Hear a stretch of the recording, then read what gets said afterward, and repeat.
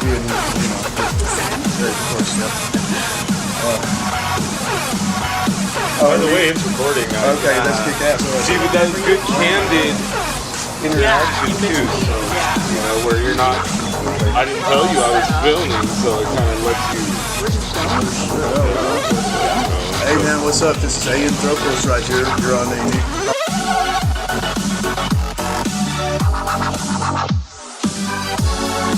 If you can see inside your soul, those are love. If you can see inside your miracle, and if you can feel the words I'm sending you with love, if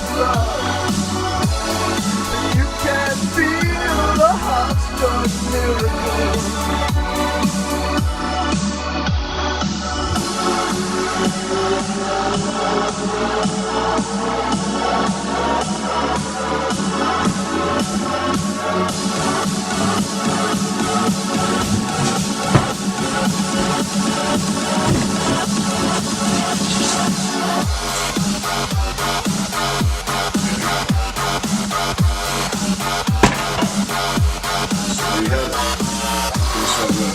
And let me tell you the final secret of this.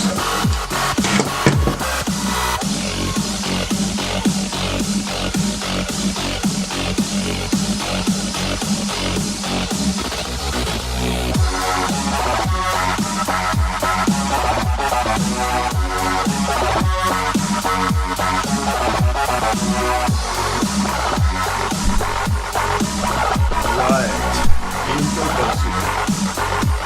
Another episode. Oh my god. Oh my god. Oh my god, Nancy. Nancy, do you realize how much close this motherfucker is? Jesus Christ, Nancy. Nancy, roll up your window.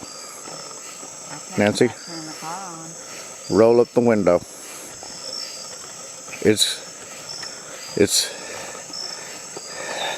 Baby, it's putting a light on us. We know this from philosophy and stuff like this, and so I hope you're ready for yet another bombshell. This is something. Go for it. Okay. In 2016, one thing I do with my show is I go around the world investigating things having to do with pyramids and elongated skulls and stuff like that. I was in Peru doing the elongated skulls in Paracas and looking at and doing the ayahuasca ritual and stuff like this. And that same year in 2016, on the autumnal equinox, I went to Mexico, to Catemaco, which is called the city of the witches, or the town of witches. And I contacted a man ahead of time who was one of the most powerful men in Mexico at this time, the sorcerer Enrique Berdón. And there I engaged in a 2-day-long ritual.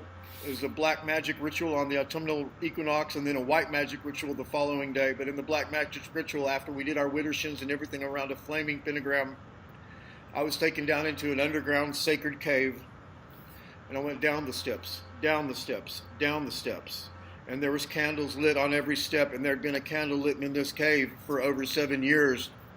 And I had no idea that this is what it was going to be. But I went down there. The cave was there with all these skulls of animals and stuff all over the place. But your eyes were just drawn to this 10-foot tall statue of Lucifer. And he said, "This is Lucifer." And it was red, and it was the most amazing physique you've ever seen. And then he had horns coming out, and he was like a bodybuilder, and he also it was naked and had a penis sticking out. There was a very big erection. And it was because of this sight that I beheld that I did not notice what was at the bottom of the statue, and that was a sacrificial altar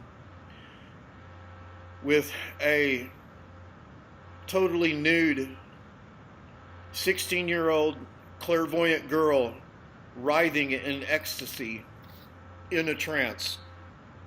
And the ritual went on to do many things until I personally sacrificed a full-sized goat. And the thing is, it was maybe done in the wrong space and everything like this, but I'm now starting to see that these animals were raised for this purpose. There is something about this blood sacrifice I don't understand, and I don't want to go any further. But at one point in the ritual, he had the ceremonial dagger, and this was after, he's blowing smoke and alcohol and everything, and I was in a very heavy trance. And he got the ceremonial dagger, and the girl was just sweating profusely. And I put my hands on her arms, and I was kneeling down there at the altar, and I was just sweating profusely. Just sweat was coming up all over the place. And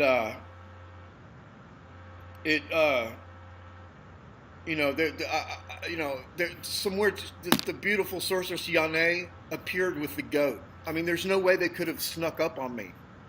And they were just, what it is he rang a bell. He got me in a deep trance, and he rang a bell right in my ear, and I went, and I was freaking out like that.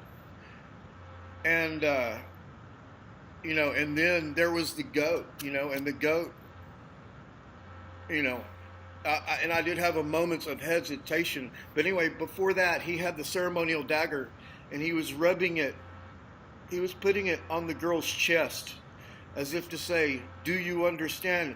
And I told him, I said, yo entiendo, as if to say that this is where it might lead if you continue down this path or something like this, And I was there for a purpose, because before my father died, he warned me that there is a very powerful man who's out to destroy me.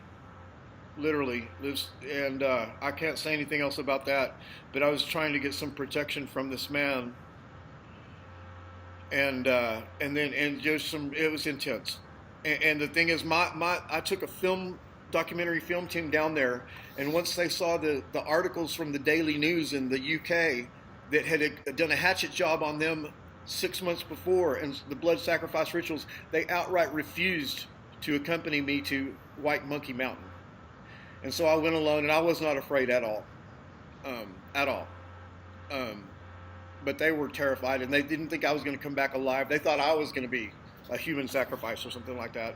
But I knew I wouldn't be. But let me tell you, there was many weird things that happened on these trips that I go on.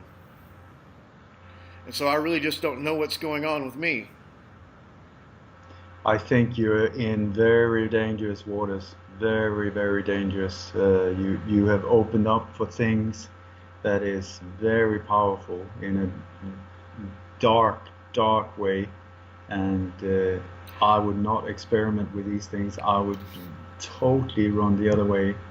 It's the same with when you do ayahuasca ceremonies. I've done that, and so on. You really need to be very balanced inside to be able to handle these things and not they can destroy you. I think this is not something you should play with.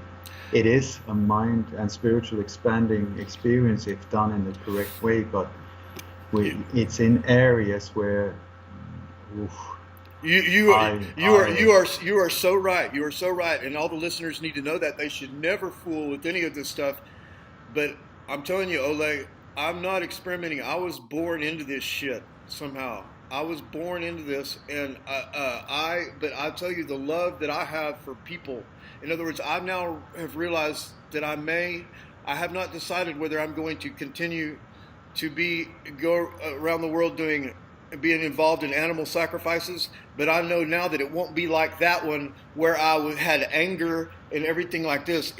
Everything has to be calm and everything. But since these experiences, right around a year ago, I had something really weird happen to me, and it had to do with these workouts that they had me on, where I was working out at this gym where all the special ops people in Austin work out, and I had my own personal trainer. I only go in there, when nobody else is around, because I yell so loud. Really, basically, they tortured me, and I was under a doctor's care taking enhancing type of injections. Do you understand what I'm saying? Like what Arnold Schwarzenegger used to do. so which can mess with you. Well, I awoke after an intense workout. I awoke from one of these sessions crying uncontrollably. I did not know why. I was crying. I could not stop crying. And so I called Kira, who is a friend of mine that I've known for 31 years from Lubbock, Texas.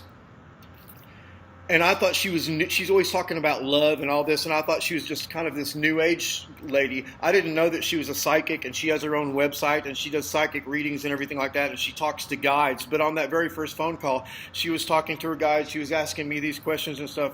And according to her, I was having a Kundalini awakening, which is not necessarily a good thing, because we hear Stuart Swerdlow speaking of a premature Kundalini awakening, and I'm not sure exactly what's going on with it, but one thing that happened is I have a calm that I can put over my body, and once I had this calm, I realized that my life inside my heart, in my chest, has been nothing but turmoil my entire life. I realized that in one moment, and so I'd still have this calm that I can bring over me, and that's what helped me the other day when I told you that I was in trouble with some authorities. But a side aspect of it, which is probably not a good thing, is I don't have sex that often, but I became I awoke and I became somehow super sexualized. And the thing is, this lady who I was telling you, that's a Hollywood movie director, she was there at the same time. These ladies know each other. I've known her for 31 years too. And when we first had our encounter, I had no idea that we were going to have sex or anything, but she told me that she was giving me an anointing. She was very specific, and she also at that time wanted my semen to have a child, but we've since decided not to do that. But she kind of goes along with some of these things just to kind of, but at the same time, these people have these past life memories, and I don't have any past life memories, but I just don't. It's just too fucking weird. All this shit that's accelerated that's going on around me, I just don't know what to make of it. Like I say, you have been getting into very dangerous sharp waters here. You've been exposing yourself to very dark forces. I was born into it. That's what I'm trying to tell you. Listen, that's what I'm saying. Yeah. People should not fuck with this stuff. But I was No. and I'm not saying that I was given the tools to deal with it, but I'm still here. You know what I mean? And I'm. But go ahead. But it's one thing to be born into it. Now you're a grown man, and you have the power to do your own choices. You have entered into these rituals aware of what might come out, or at least absolutely. It's like swallowing a hand grenade that you're not aware of what will make it detonate. Like you need to be, I would say, stay away from these things. Stay away from them, because I can see in your eyes as well, you're tormented, and this is and I don't know about these rituals. I really avoid them because I know the power of them as well. So all of these it's a board game, it's just a little ritual, we're just going to sacrifice a little blood, we're going to be blood. I mean, there is a reason, I believe, that they're doing these things. These are not like low intelligence individuals we're seeing carrying out these operations. It's like Chip Tatum, I mentioned before, he was there when the Bushes was doing like blood sacrifices on the beach in Jupiter Island and stuff like that. I mean, these are people at the very high level of these operations are doing it, and they're not doing it for nothing. There's a reason why they do it. I don't understand it. There's a reason why they do these things with the dates, with all of these numerology things. There's a reason why they keep repeating the pattern and so on. So we have to start understanding it, and also don't get yourself into it if you are not like a super powered, super balanced individual that can surf massive waves, because this also creeps into your mind. It stays with you, and it's when you dip your hands in blood, it follows you, it taints you. It's symbolically, symbolically. And whatever you do, I mean, people find themselves in these rituals doing things that are absolutely horrendous. They would never do it in other situations, but they're sort of like pushed into it, and suddenly they're there with drugs and sort of in trance or whatever, and they're involved. There's a reason why they get you into these situations as well, and I think one of them is to get you by the balls so that they can control you. Because once you've been in there and often these things are filmed as well so that they can be used afterwards if you become a problem for them or whatever it is. Yeah, right. They get these people involved in sexual perversions. They might not have been doing these. There's a subject. I don't want to get into that subject because it's a subject that we don't talk about on my show. But you know what subject I'm talking about. With having to do with pizza and stuff like that, and it's just reprehensible. And I don't know but the thing is, you can't. How can you find out? How can you find out unless you get in there? You know what I mean? How can you beat it from outside? How can you and affect a change if you don't have the power? But if you become one of them, this is the thing. If you corrupt yourself on the way in, even though your intention is good, when you enter into it, you are on your way into the belly of the beast, and very few people can withstand the pressure there. And so if you corrupt yourself there, you lost. I mean, the whole mission that you were on were lost, and you joined them instead. If you're hurting people, if people are being hurt, then you've forsaken everything that you were born to do. You're absolutely right. And it's the same with animal sacrifices. Why are they doing it? And these animals do have their own soul, their own spirit. They're not there to be sacrificed. This is a whole different power game that we're doing. There's a reason why they do it, and that reason we need to stay away from if we want to.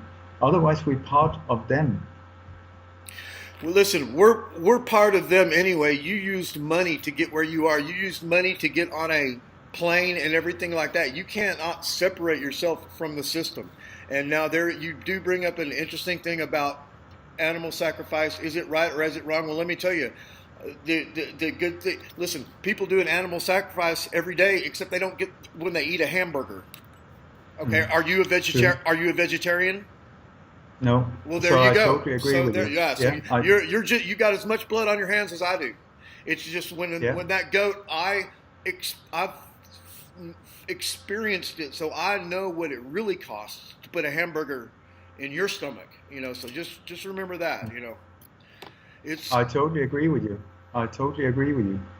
And it's very important to become aware of that as well. When we start pointing fingers, that we are part of the problem. Without us, it wouldn't be there. But the areas that you are talking about, I think, are more extreme, because then you're putting your soul at risk as well. Yeah, 1,000 times more extreme. But let me tell you, there is within the order.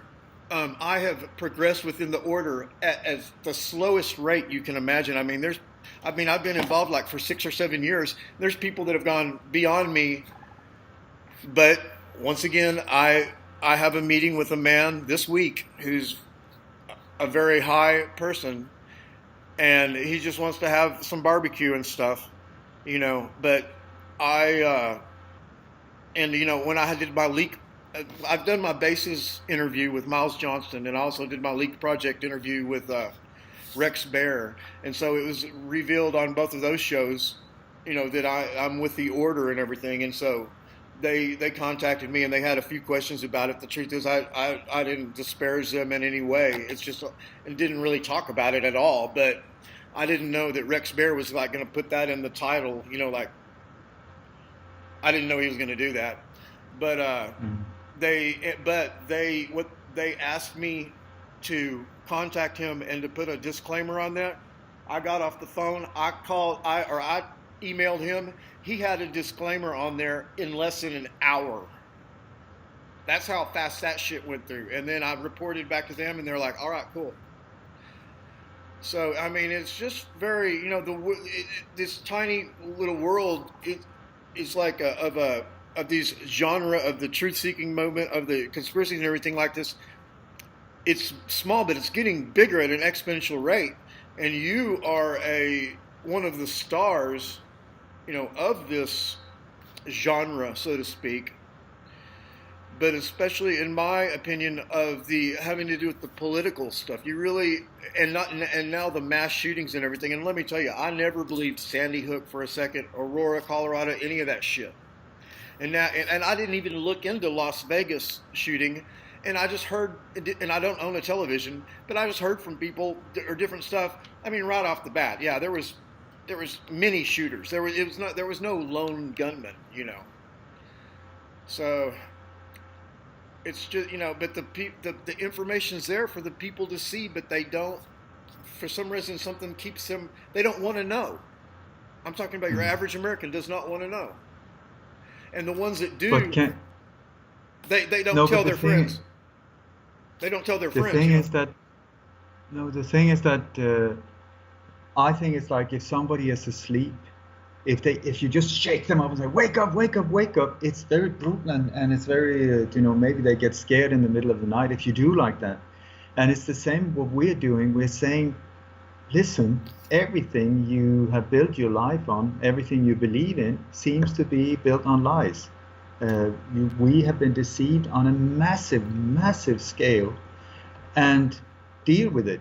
So many people are like, oh my God, I don't want to hear about it. I don't want to face it. It can't be true. I mean, so you have to be gentle with these individuals, saying that because their whole life will be turned upside down for them if they accept it. They will have to question themselves, their jobs, their actions, the way they treat people, the way they have been defending their opinions that then turns out to be built on absolute lies. So it's a very emotional, scary trip for people to take. And most of us that sort of wake up and becomes aware of these things become very intense. We become almost like the Jehovah's Witnesses, knocking on people's door saying, let me in, let me in. I'm going to totally tell everything you believe in is absolute not true. Here is the real truth. We get very intense, I mean, you look at people, their eyes are like, ching, and so on. And I tell you, one standard thing when people wake up is that suddenly friends starts avoiding them, the family can't deal with them, spouses, sometimes even divorces, because it's too much. It's too much for the rest of the people around them. It really so is. I suggest when people are starting to wake up, my suggestion is do not try to persuade your partner. Do not share these things with your husband or wife or closest friends or whatever, because they are the one. It's going to backfire in your face. Find like-minded where you can speak freely, and then slowly get this in to your realm of normal life. Then invite, seed, like knocks gently on people's door. If they open it up and show interest, fine. Then you can start talking about it. If they don't try and push it down their throat or force your way in. It will only backfire. Yeah, no, you're so right, and that's one message that the audience really needs to take home from this, because my life has kind of been a type of devastation type deal. I told you I was in prison and all these things, and estranged from my family, living in abject poverty almost my entire life. That's how long it took me to get over all this stuff, because whatever you want to call it, conspiracy genre. When I was a child, I saw a picture of Jesus on the wall, and I said, "That's not real." I said that to myself. So I was following conspiracies literally before they even coined the term conspiracy theory. It's been that much a part of my life. Well, if you're into it for decades and stuff like that, and you finally get to a place in life, I never try to tell people about conspiracies or anything like that, but I have a release. I have my YouTube channel that I can go and do all my crazy stuff, hit machetes and talk about this stuff, But in normal, everyday life, I'm not yearning to tell someone these things, because I was for 20 or 30 years, and I've seen personally, do you want to lose your job? Do you want to be estranged from your family? Do you want to go to prison and all this shit? Yeah, don't do that, Yeah, that is it. So Um, I am so prepared in that one little way. I just want to mention also that conspiracy theories is actually a term that was created by the CIA after the JFK assassination to be used against any critical thinker that started raising questions. Because as soon as you add the word theories to the whole thing, that it adds a doubt, and you can then disregard people as a tinfoil hat or somebody that is just speculating. Conspiracy means breathing together, and it's a term. I mean, there's conspiracies all over the place. You go to a normal courtroom, there's a conspiracy to fraud, conspiracy to the, but when you get into these areas, then suddenly the word theory is being added behind. Now, I'm not interested in conspiracy theories at all. They don't interest me at all. I'm looking for the facts. The facts, that's the only thing that can make a difference, is find out what actually happened, who did it, who benefited, and what are they up to now. And I must say, I am in love with the truth. I just think I just adore it because it can stand on its own. It doesn't fear any investigation. It just is. It's not easy to find sometimes because it can be covered up with so many lies and deceptions and illusions and so on. But it's there. It is there. It's objective. It's not subjective. It's objective. These people did this. A plus B equals C, and on and on and on. And you know and that's one thing with all this disinformation. They want to get everyone so mixed up. They don't even know what the truth is. You know, is Michelle Obama really a man or something like that, or is these stars, Miley Cyrus. Was Miley Cyrus born a boy, but now she's, Justin Bieber. Was Justin Bieber born a girl? It just gets into the most outrageous, outlandish stuff to just overwhelm people. But there is a truth. You're absolutely right. There is a truth. But I also think that these things, like, is it Michael or is it Michelle?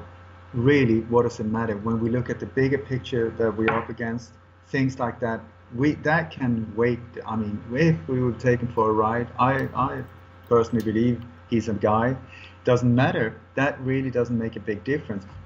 When we're at the same time looking at a power structure that is trying to take over the world and are moving forward very, very fast. I think let's deal with that afterwards. Is it a flat Earth or a round globe? Whatever. We can deal with that later on. That's right. It's going to be very interesting to find out. But right now, the house is on fire. Let's turn off the fire. Let's save the house. Then afterwards, we can deal with these things. Same thing with the whole 9/11 movement, where people are still arguing about how the towers came down, instead of looking for the criminals that took it down and are still out there messing with us in a massive way. So this whole, was it mini nukes? Was it this? Was it directed energy weapons? I would suggest yes to all of that, because it was they used everything they could to make absolute sure that these buildings came down. They couldn't get that half of it went down. That wouldn't work for them. They needed this whole thing. So there were all the different technologies they had were used in this operation. Yes. So what? Who did it? That's the thing. And what are they up to now? We can always, once we get the buggers, we can just say, okay, fine.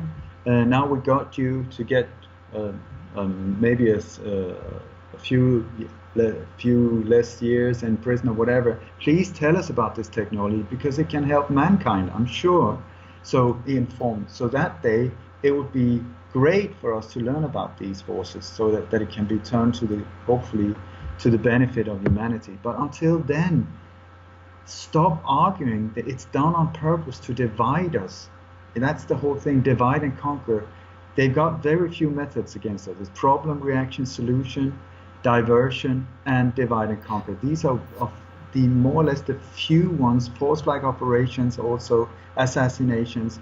That's more or less it. PsyOps, how to mess with our minds and get away with it. The Hegelian dialect, That's key to understand. It is absolute key to understand.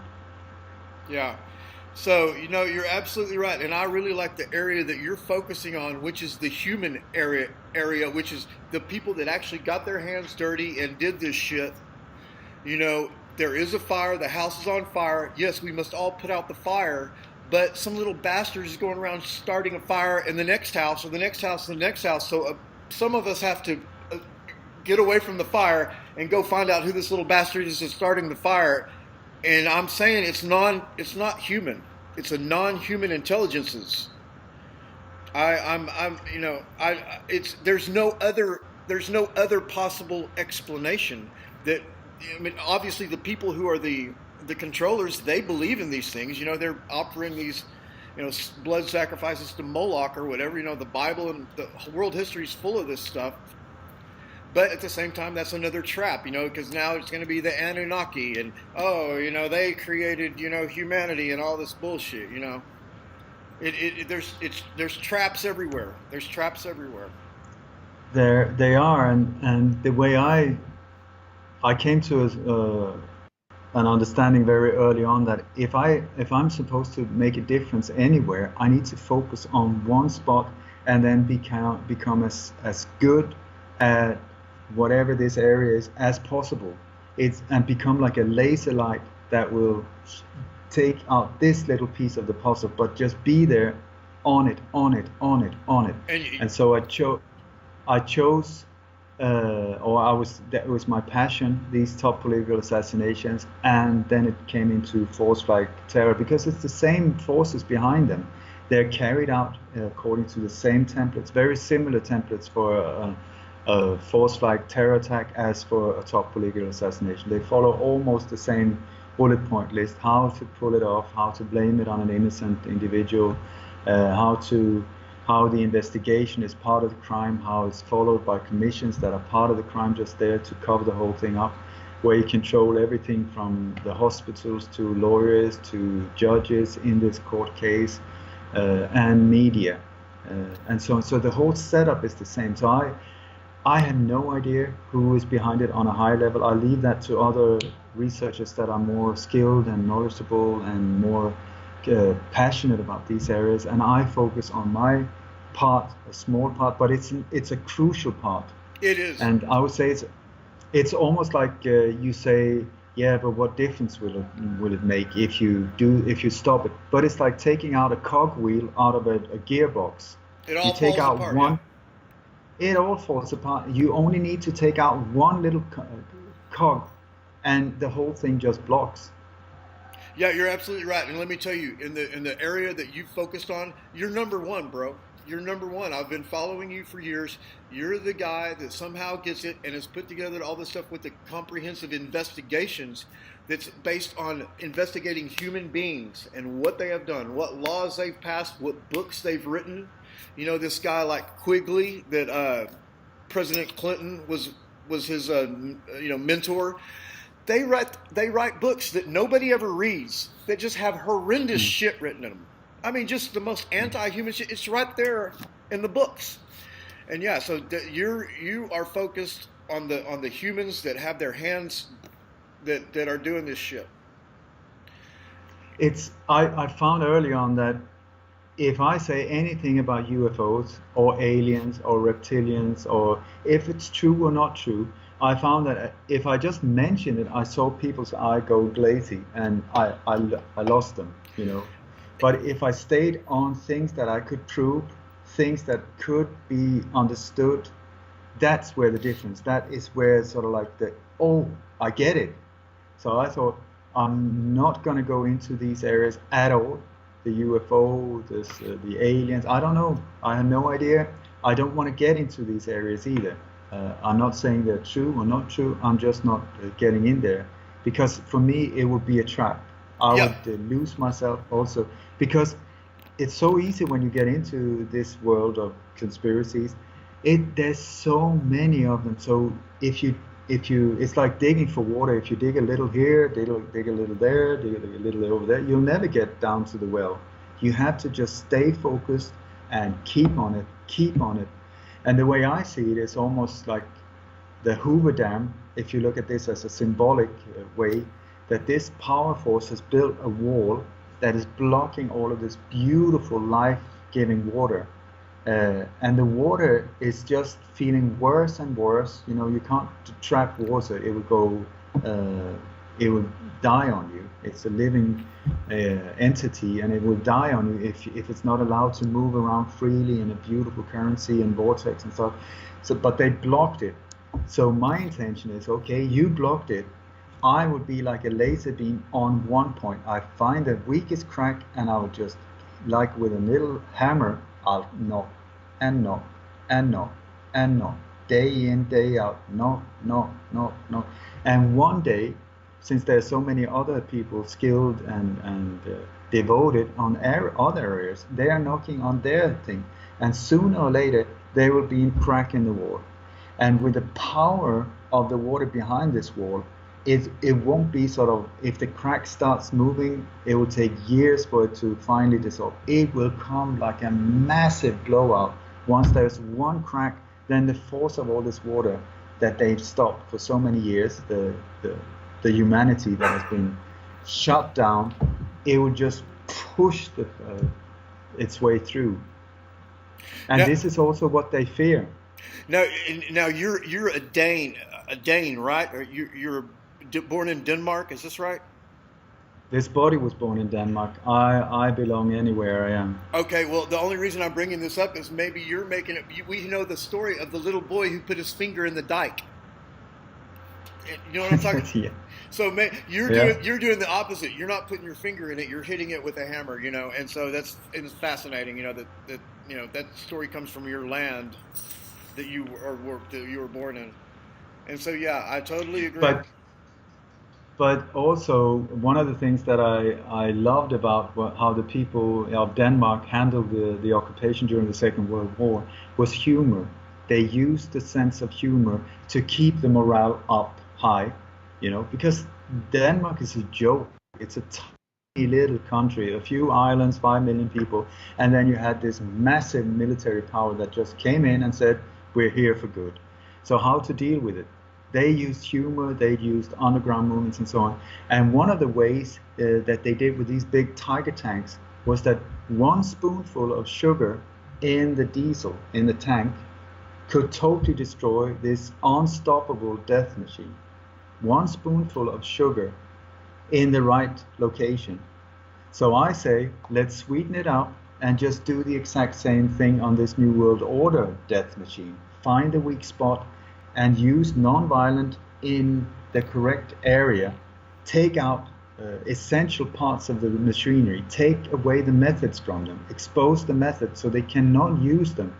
Take away these false flag templates so that it would become obvious to all of them, so that instead the next time it happened, people won't be terrified. They will laugh and say, come on, this is too, it's a joke, give it up. It's so poorly pulled off. You can't even be proud of it. Come on, be creative, make up some new. But they don't have it. They don't have it. They have the no setup. Yeah, they have no creative power. No, but also, how are you gonna do it? I mean, it's like if you were being given the task to make a new Rambo movie. I mean, how many different Rocky movie? How many different variations? There is a reason why they only made, like, was it 5, 6, 7, 8? After a while, you just can't do it because, so Mr. T has a different haircut. Will that do it?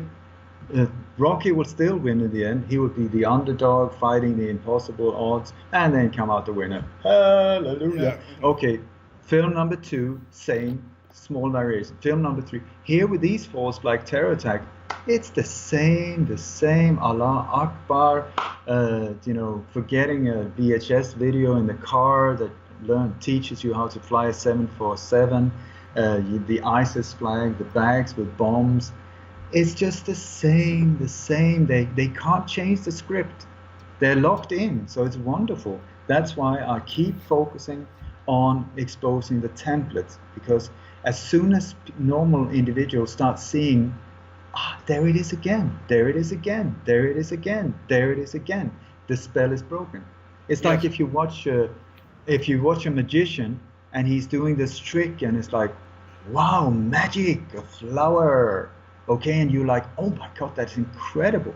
Then if you start moving around the individual, you start looking from different angles to check out all the different aspects of the whole. You keep seeing the same trick over and over again. And one day, suddenly you will see, oh my God, he's not doing it with his left hand, he's doing it behind his back with the right one. As soon as you see how it's done, the spell is broken. That individual will never be able to pull that trick on you. That's right. And I've done hundreds of, I think it's up to about 1,000 interviews, and also many presentations internationally on conferences and so on. And one time I was approached by an illusionist, or whatever you call it, a magician, and he said, when you describe these false flag operations, it is exactly the way I pull off my tricks for the audience, how to divert the attention, how to make them look in the wrong place, point them, do the psyop, play with their minds, and bam. He said, you describe exactly what I'm doing. So this is what we're up against. It's the Wizard of Oz. We think it's a very, very powerful machine. I don't think it is. I think we're looking at the Wizard of Oz. You pull the curtain and you will see that the so-called elite, that is a name they've given themselves. They should be called something not very favorable. I mean, I know a lot of words that would fit better. Most of them are old guys. But they've got all this high-tech technology, all of these weapons. They know fuck all of technology. You give them a laptop with a virus, they wouldn't be able to sort it out. Please show me the on and off button. That is the level where they are. Yeah. Their talent is being deceitful, having absolutely no courage, no creativity, being lying, being able to signing checks, ordering wars for someone else to fight out, backstab. That is their talent.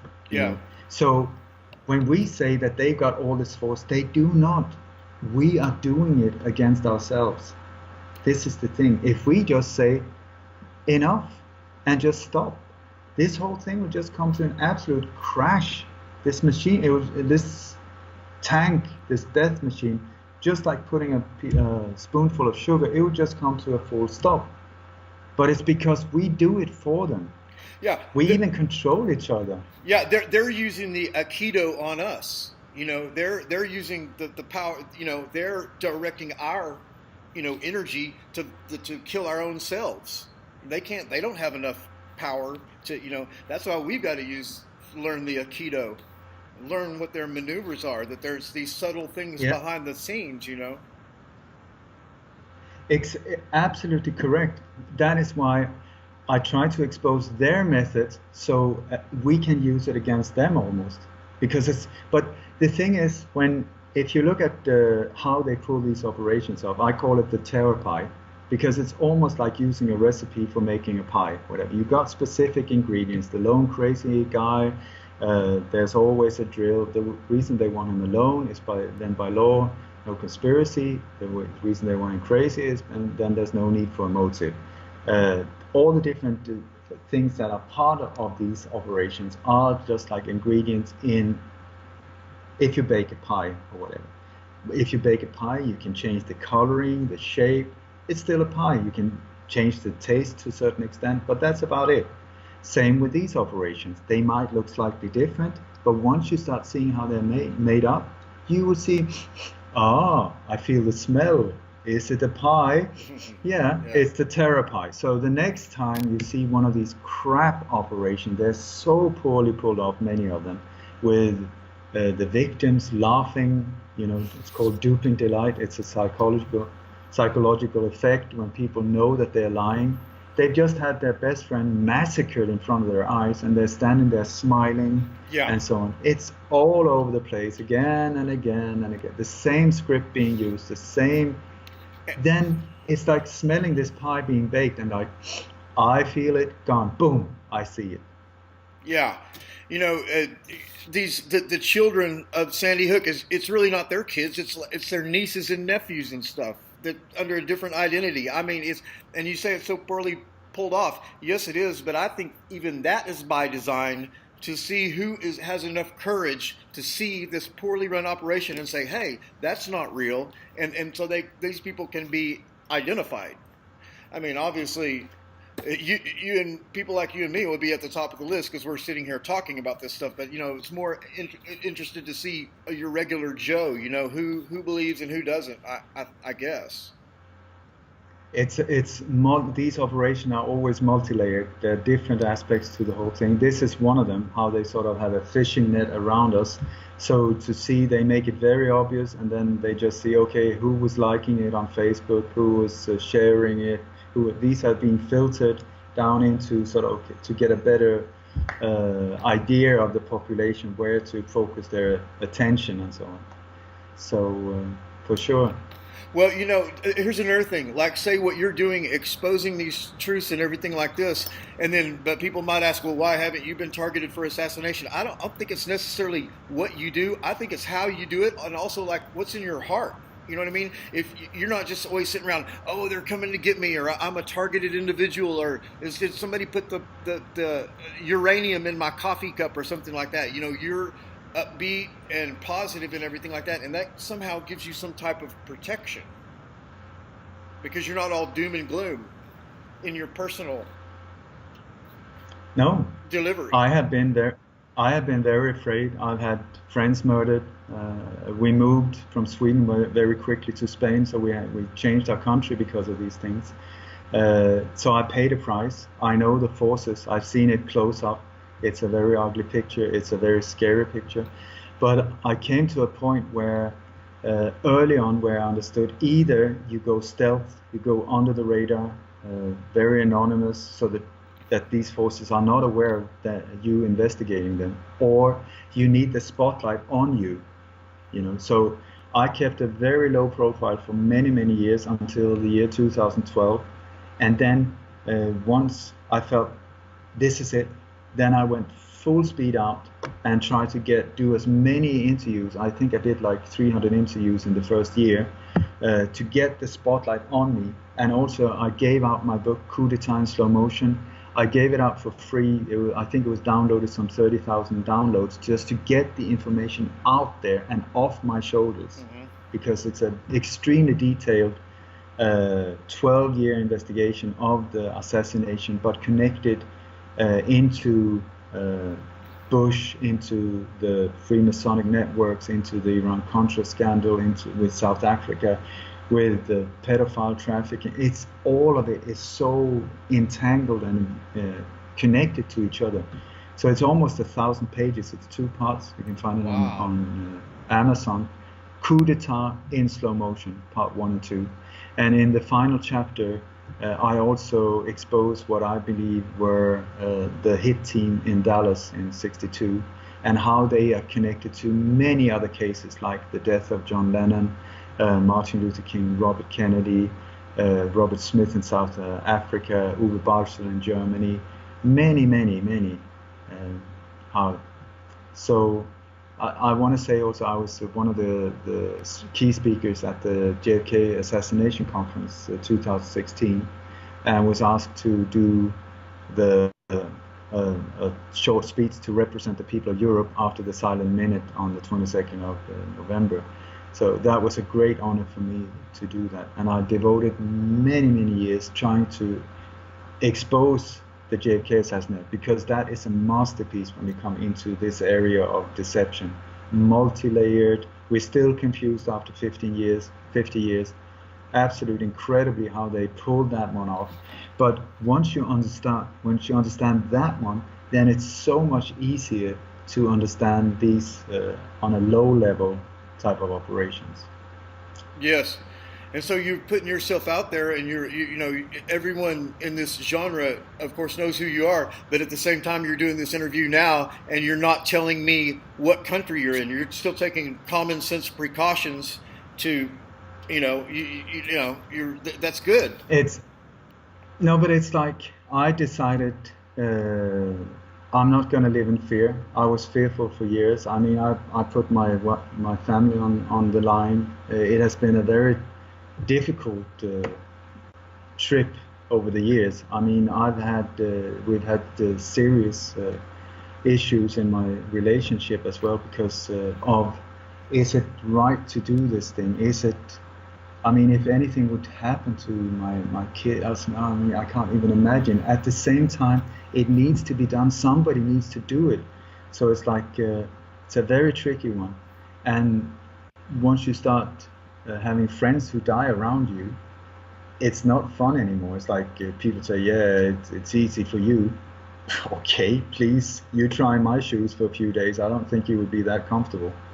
But I believe, just like you said, that my approach is the key to why nothing has happened to me. If I had, I mean, for me, it's a mystery as well, because I'm sure if I've done my part correctly, I'm a major pain in the butt for these people. I mean, my intention had been to be a boil in the butt for them, and you really are all the time. You really are. So, you are a major pain in the ass for the controllers. Yeah. So I'm sure I'm not very popular, and I'm sure that they regret not taking me out on an early stage before this whole thing is accelerated. But the thing is, the reason why the spotlight is sort of the only safety net for myself and other people is because if something happened to me at this point, it would just amplify what I'm saying. And they're very, very afraid of martyrs, because a martyr becomes bigger than life and can start movements and so on. And since I come from a point of love, compassion, non-violence and so on, it's very hard for these dark forces to get to me. Had I come aggressively, hatefully, saying string them up, kill the bastards, they would have been able to destroy my, like character attacks and all of these things. But I've received so few. I've received a few death threats. I've been deceived by people that I thought were my friends, but it turned out that they were controllers, or one of them was a controller. Very painful experience. I've also bought into people and backed them and so on, and it turned out that they were not who they pretended to be. So it's a very emotionally painful experience sometimes. Mm-hmm. Well, William Cooper, he was like that, and he got killed. He was like, I've got my guns. I'm not going to be taken alive. I'm not going to pay my taxes and all that stuff. He made it a more of a confrontation, instead of, he did get the information out, and look what it got him, Yeah, but so many people have died. I mean, I'm surrounded by people who have died. If you look at the JFK assassination, I've got a list of more than 300 people who have died in strange ways, and so it's a dangerous minefield to get into. But I believe that the way I do it is, I've learned over the years, is to take 2 steps forward all the time. Have a feeling for what you're doing, and because it's almost like a matter of pressure. If you push too hard for too long, it will hit back. Mm-hmm. So I push forward 2 steps, 3 steps. I start feeling whoop. It's building up here. Then I take a step back. Mm-hmm. I do something else for a while, so that whoever is on the other side of this pressure start thinking, oh, he's giving up. Now he's, Mm-hmm. So that releases the tension. But what I've done is just done basic groundwork on another thing, and then once the pressure is up there, boom, I move forward fast, 2-3 steps there, boom, pressure again, I step back. So it's a matter, I think if you do, for instance, like Martin Luther King, who was, I think he found himself in a situation where he knew that he was going to be killed. And so there was no way that he could survive, but he went full speed ahead and started coordinating all of these big group, so that it wasn't a black matter. He went in and started uniting the minorities, the poor, with this million march to Washington and so on. So, and then I believe that also he was being considered, and I think he was the planned vice president for Robert Kennedy, that was heading towards the White House. So the combo of Robert and Martin Luther King in the White House, can you imagine? That is also why both of them were taken out within 1 month. And so I think, like, when you push that hard, like Martin Luther King did, I applaud him. He was only 39 when he died. I mean, what he accomplished during his short life, incredible. But it's just, you push, and smack. That will be it. They will destroy you.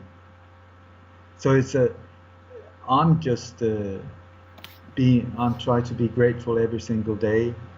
also because the higher you keep your spiritual gratitude level, the more difficult it is for them to get to you, because it's almost like a virus, you know, that has a specific shape. They need something to grip onto, and if you are fearless and in love, that you sort of hold, and they cannot get to you. You're absolutely And right. also, there's a reason why they want us fearful, because fear is the only thing they have against us. They want to push us down, because that is where they can control us.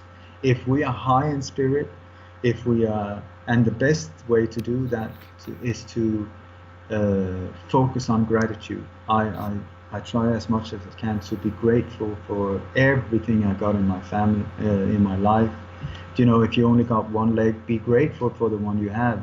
Be grateful that you can taste things, that your heart is beating. Whatever the problem is, if you only got one eye, be grateful for the one eye you have. Or if you're blind, be grateful for the ears. There's always things to be grateful for.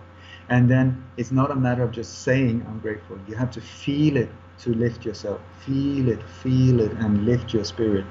And then, for instance, if you see there's beautiful tests done in laboratories where they have high frequency signals meeting low frequency signals, and in the universe we're living in, I believe that the highest of the highest of frequencies, even higher than the frequency of thought, is the frequency of love, and the lowest one is fear. That is why they use that one. It's pure terror. But what happens is if you let these two frequencies collide, it's not that they start fighting and then come out like 50-50 in the middle. Then the lower one gets annulled. It just boom, it disappears. Just like when you switch on the light in the dark room. It's not that the shadows are fighting or struggling, you know, I'm not leaving and being pulled out of the room. You switch on the light, boom, it's gone. Same with these frequencies. So this is why I believe the solution, what the problem is love, the highest frequency. And this is not New Age bullshit. I know it. That's the message. That's the message right there. Go on. This is what I dedicate my life to. Is like focus on love. This is I'm so bored of these terror attacks. I'm so bored of these conspiracies. I'm only doing it for the sake of love, you know, because that is the healing. That is the thing where this whole beautiful world would just flower into an incredible future once we start seeing this on a bigger scale. But the way to get people to listen have, in my case, been to point out all of these dark stuff. And then when people start thinking that I'm credible, then when I present these other things that sounds like New Age, it sort of resonates in their heart, and that's where they feel, oh, there's a change happening here. You're absolutely right. And you're talking about this gratitude. It sounds a lot like what Carlos Castaneda said. He said the common man is either bored by life or they're at odds with life, but the warrior or the shaman is in awe of the world. And that, to me, that sounds like gratitude. You know, they're kind of the same. Yeah. And so how can my viewers follow you? They can go to lightonconspiracies.com.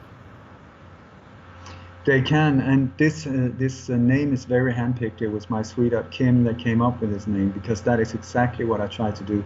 Aim the light into the belly of the beast, into the darkest of the dark, with the intention of healing.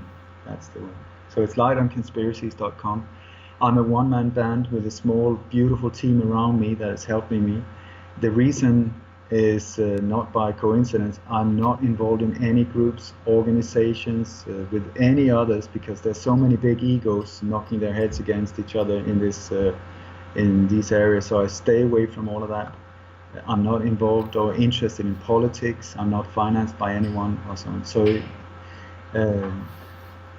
So if anyone would like to support me, if they believe in what I'm doing, a fair exchange of energy could be to buy my books. I've got multiple books on Amazon, Coup d'etat in Slow Motion, part 1 and 2. I've got another one. It's a small little power book called Re-Mind Me, about how to reset your mind and how to deal with these things. I Fascinating. got another one called Shadow of Tears, about how many years ago, 1984, I think it was, I took an old bicycle from Sweden. I was just heading out into the world on my own, and I was aiming at South Africa, but instead I ended up in Iran, right in the middle of the war between Iran and Iraq. At that point, I thought that Iran was filled with absolute crazy individuals screaming Allah Akbar, shooting each other, not understanding anything. But once I got into this country that was very scary, I mean, there were bombings going on, there were roadblocks everywhere, there were all of this mass arrest and pure fear there. But instead of meeting all of these crazy individuals, I met the most beautiful people in a very, very difficult situation. The most generous people. I also met some of the worst assholes ever.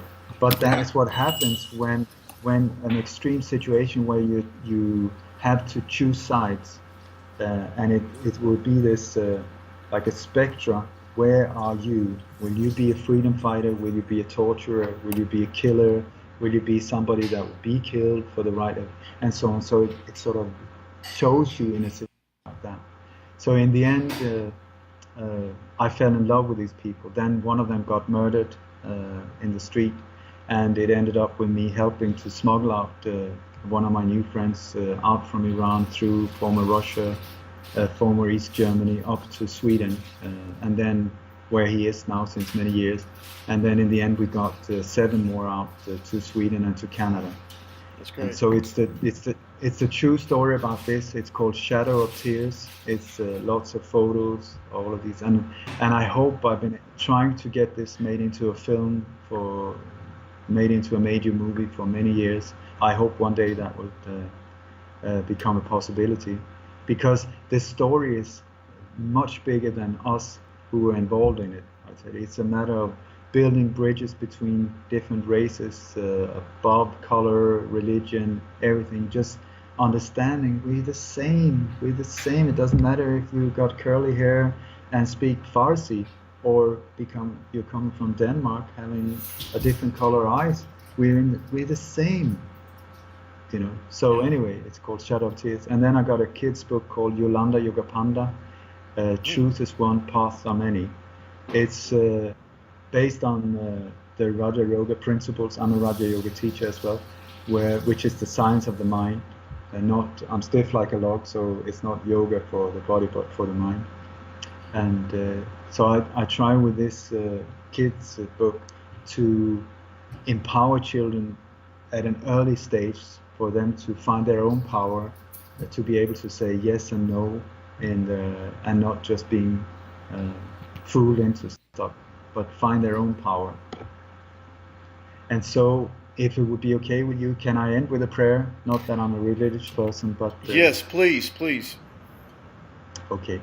I have this fantastic Raja Yoga teacher. Her name is Nelani Chelaram. Absolutely the most incredible individual I've ever met, and she changed my life. With both my sweetheart and I, we see our life more or less like before Nelani and after Nelani, because this is an individual that her whole life is focused on selfless service to others, and she does everything for free. She travels around the world. Absolutely incredible individual. Please look for her on the internet. I filmed hundreds of hours of her talks.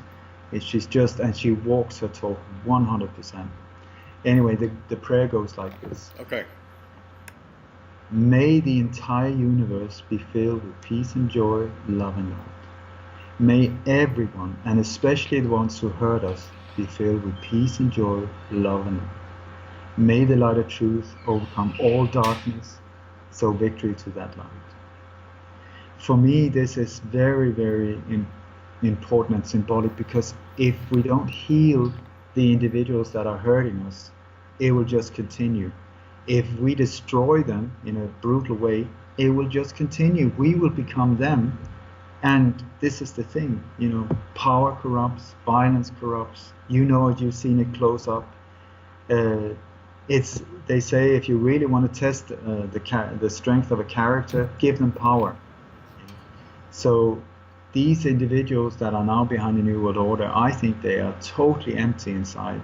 They have this massive black hole inside that they're trying to fill with greed and stuff, and it's never enough. It's never enough because they're on the wrong path for healing. Mm-hmm. And so we all need healing, and we need to help each other. Ole Dammegard, you are a bright, shining light, shining the light on this underbelly of these conspiracies. Thank you so much for appearing on my show. Thank you so much for inviting me, and I'm always here. Also, please know that anywhere I can make a difference, if you can get me there, I'll be there. Frontline, wherever it is, gangs, military, police, SWAT teams, I'll be happy to take part of secret meetings. Many people are very afraid in the police force, the military force, because they don't know who to trust. They know that what they're involved in is wrong. They want out, but they don't know who to be able to trust or talk to and so on. So I'll be most happy to do everything I can in these areas as well. Whatever it is. And the key very often is communication. So I applaud all types of communication. So if you have a problem with gangs or races or the police in your area, please suggest meetings. Dear Mr. Police Officer, sit down, have a coffee with us. Let's get to know each other, so that instead of it's this scary individual in a car with sunglasses, there's a reason why they have sunglasses, and so on. Suddenly it's Phil from down the road, and you will start taking care of each other in a totally different way. The thing is, they're just as afraid as you are. So there you go. All right, thank you, and we hope to speak to you soon, and we'll be following your work, and we can't wait to find out what you're doing over there in Southeast Asia. Okay. Take care. All right, goodbye.